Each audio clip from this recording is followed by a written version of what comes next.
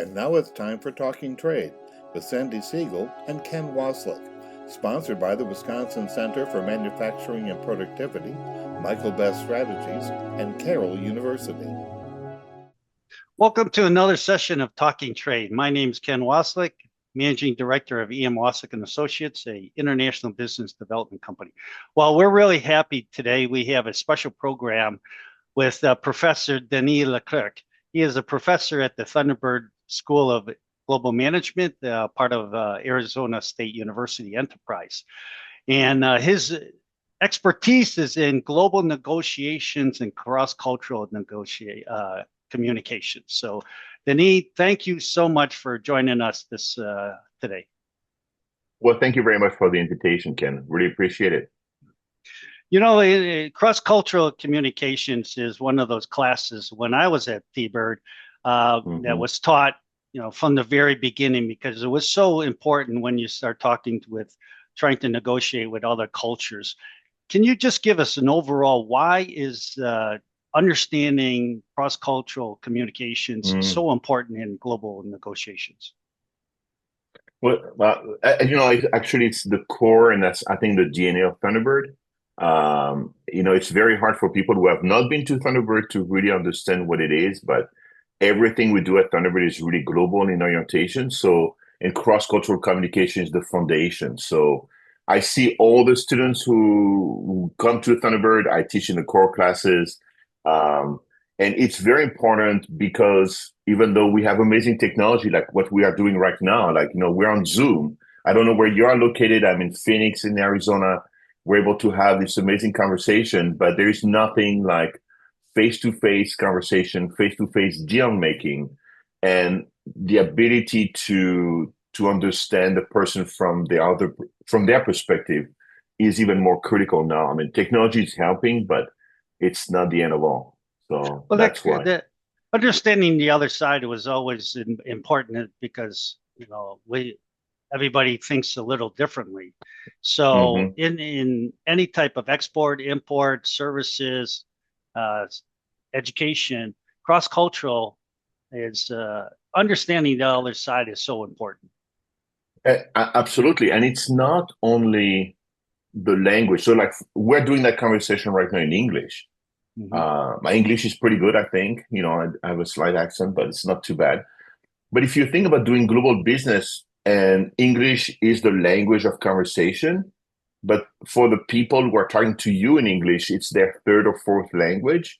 Right. It's not only the words that become important, it's also the nonverbal. And, we communicate more by the nonverbal than we communicate by the verbal communication. So that's why it's important. That's the course are structured to remind students about these kind of massive differences. So, yeah. Well, you mentioned that a lot of business now, what we're doing is done virtually, especially during the pandemic that just exploded.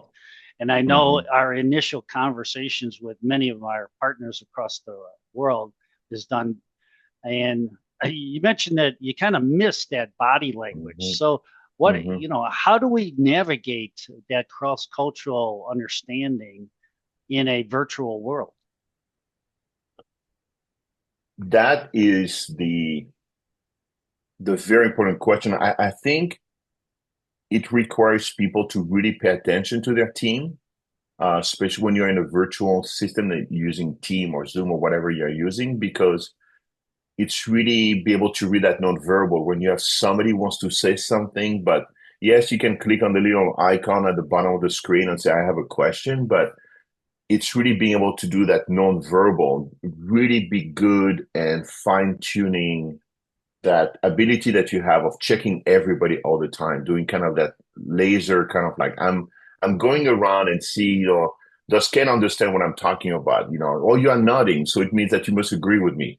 And that's something that we have to really pay more attention, because otherwise Zoom becomes like, I'm telling you something, but it's not really a conversation per se. So that's the great people who can do it is because they pay attention to the audience. It's even more critical. Yeah, well, especially if there's more than a couple people on the Zoom, some start to check out and some not. Even in language is so important as well. Yeah, absolutely. And so right now I think Zoom is really transformative in terms of, look, we're able to have a conversation.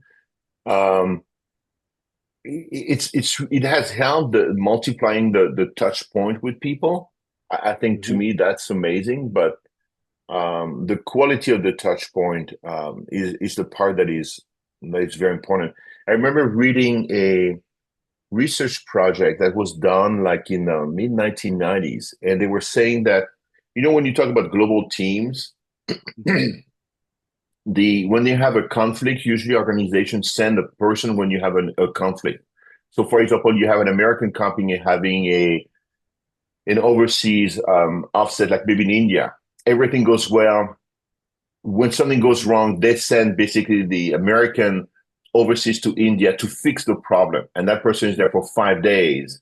And the 5 days usually don't turn out to be very nice because the psychology behind it is like you are brought in because there's a problem, you have to fix it. And some of the research was talking about the fact that actually in the group dynamic, the most important part in the cross-cultural communication was going and meet the people before you start anything, Mm. so you can build that trust, so you can build the trust without having any conflict. And saying the person when you're in conflict is never a good idea. I mean, regardless of, even if it's inside a US company in the US, it's never a good idea. It's it creates more conflict and more tension. So Well, you mentioned conflict, and so we're in this some trade situation where we uh, have multiple negotiations based here in the U.S. and same with Europe and other countries. There's mhm, all these negotiations, and some of them are somewhat tense. Many of them are mhm. tense on a geopolitical. So, how does cross-cultural communication, resolve or assist in this? Or, what's your thoughts on these tense negotiations that go on the trade side? So I think if you really pay attention to how the people who are really into trade, I mean negotiation, so I understand the trigger of negotiation. But if you talk about people who look at global trade, the one word that to me that I hear all the time is the trust, and the fact that suddenly, can European countries trust Americans in terms of trading partners? Or look at Canada and the US, you know, it, and if you don't have that trust where, we understand we're going to trade goods and services because it's in both interest, both benefits, that I think that's where that's where both sides are going to lose that part, is that notion of trust. So what you're going to see is much more um, negotiation that is much more going to be, there's a term in negotiation called distributive bargaining. Hmm. So this is what we're seeing right now. It's a pure distributive bargaining. You sell that to me, I'm willing to sell that something back to you, but I'm increasing it. It's a pure distributive bargaining. And most global economies don't like that. What they want is a system that is not based on, one-to-one issue. They like to have a stable system. Might not be the best system, but at least it's stable. I know that I can trade my goods from the US to Brazil, and it's a consistent trade. I mean, I know basically what my costs are, so I can Hmm. make some decision. I can create a strategy, and I think that's where, everybody's kind of pretty stressed over. It's like issues like, can I trust what I'm selling now going to be good in 6 months from now? Yeah. Well, that's in the U.S. as partners, and of course, we the U.S. kind of started this, you know, Hmm. uh, trade negotiations here. But even under partners that have worked together for a long period of time, let's take the European Union. You Well, have 27 different countries. How do they, navigate these multiple cultures and multiple thought processes? nobody's happy about it, but everybody understands that it's easier to trade among European countries than, you might not get everything you want, but in general, it's going to be more positive for most people. Uh, but no, trust me, like European Union is better now, but 10 years ago was a total nightmare because it impacted, and you still see that now once in a while. For example, when the European Union talks about agricultural products and export or like trading export, France is still a country that has a massive agricultural sector. And every time you hear people saying, hey, we're going to bring pork from Poland, for example, or we are going to allow pork from Poland to be sold on French, or tomatoes from Spain to be sold in France, it always brings a lot of tension. There's a lot of like, well, yes, you're allowed to do that, but we're going to limit the quantity that you're able to sell. But the standards are the same. So in Europe, it might be easier because they have no choices in a weird way. They have to work together. Except for the Brits who decide to fix the whole thing. Yeah, and no, so it's interesting. If you follow in the last 6 months now, with the issue of Ukraine and everything, now the Brits are trying to reinsert themselves, and the rest of the European countries are like, no, you wanted to go out, you're out. You cannot basically reinsert yourself in European policies, and that's why also the UK signed a deal with the US directly. Right. Now they have but the US and the UK always had a very different relationship, right. Even when they were part of the European Union. So, yeah, well, our relationship with the UK started from the very beginning. So, yeah, exactly. Good or bad. Yeah, good or bad. We might have kicked out the king, but the economics kept going. Yeah, exactly. Sometimes economics is stronger than the politics. So, well, good.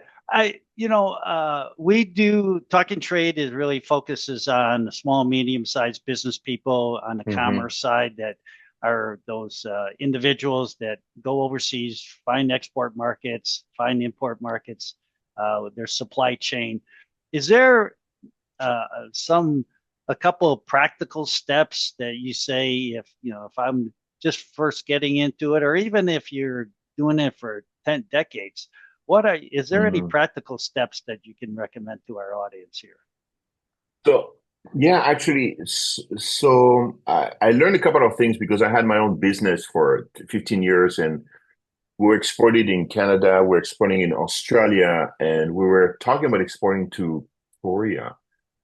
And it was just interesting how much help there is around, that there is some people who are really here to help American companies to understand the local markets. And so there is a lot of help that people can find. I mean, it takes some time, but there is a lot of things, and you can outsource a lot of your export kind of paperwork or import.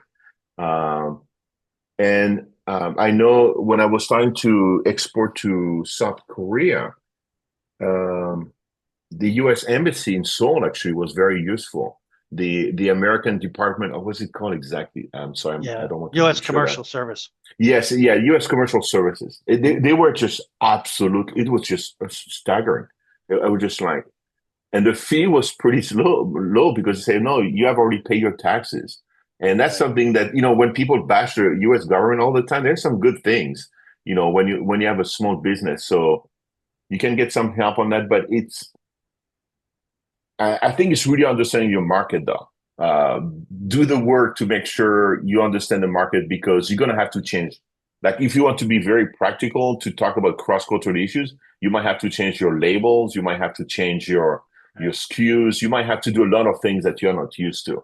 But you can get some help in the communication part of it and the cross-cultural part of it, like finding people who can do your translator. You can be your translator if you want to. Yeah.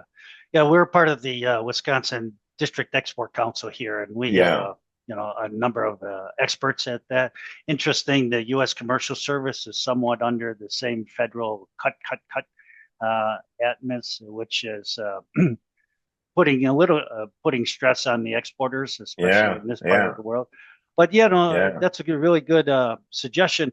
Knowledge of the other markets that you're going into and looking at other experts and working with other companies really assisted us and many of our clients as well. Especially, and I think it's, what you're telling us is you got to have an open mind and actually understand the other side and it's a negotiation is always has to be beneficial for both, and basic understanding. And you really pointed this out several times, that trust is a key. Disconnected. Yeah.